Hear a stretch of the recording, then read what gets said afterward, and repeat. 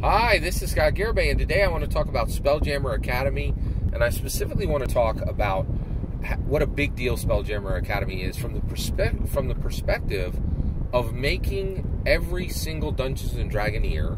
What is a Dungeons & Dragoneer? A Dungeons & Dragoneer is a Dungeon Master or a Dungeons & Dragons player, okay? So every 5th edition Dungeons & Dragoneer, it just got new value on their core books and on their essentials kit, right? So this is a really big deal. So Spelljammer Academy is this very exciting brand new product that they have put onto D&D Beyond. And what it does is it snaps into place and it says, hey, you have the core books or you have the essentials kit. Well, those are more valuable to you today.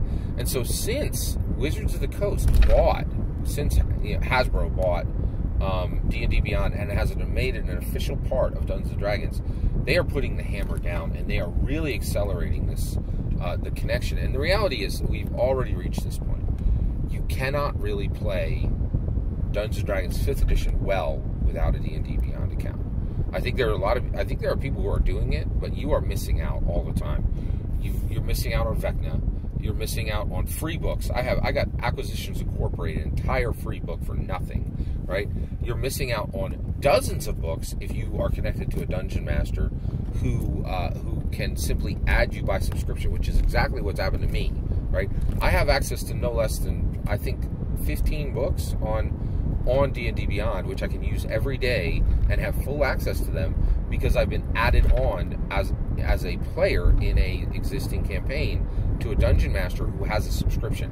I only have an account, right? So they're currently with D&D 5e, you either don't have an account, you have an account, or you have a subscription. And if you have a subscription, you clearly have an account, right? And there are 3 levels of play there, right?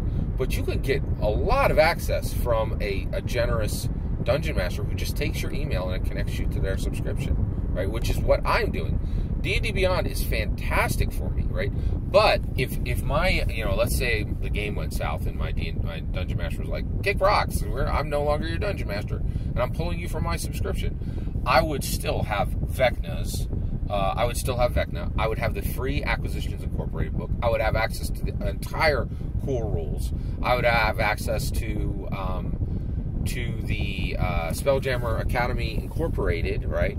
I would have access to multiple other things that I have picked up along the way. And get this is important. They are telling you, you better get in there and get your account, right? And the reason why is this is free today. There's no promise it's free tomorrow, right?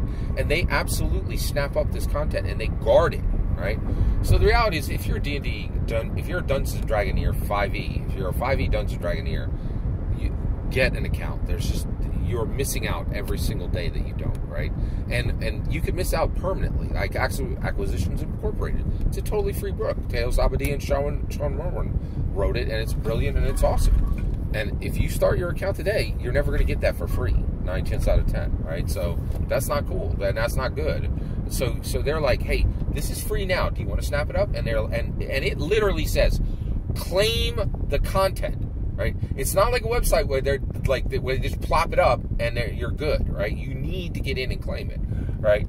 So one of the things that I'm really fascinated by is this Spelljammer Academy is they're saying, hey, and this is new. You cannot do this with physical books, right?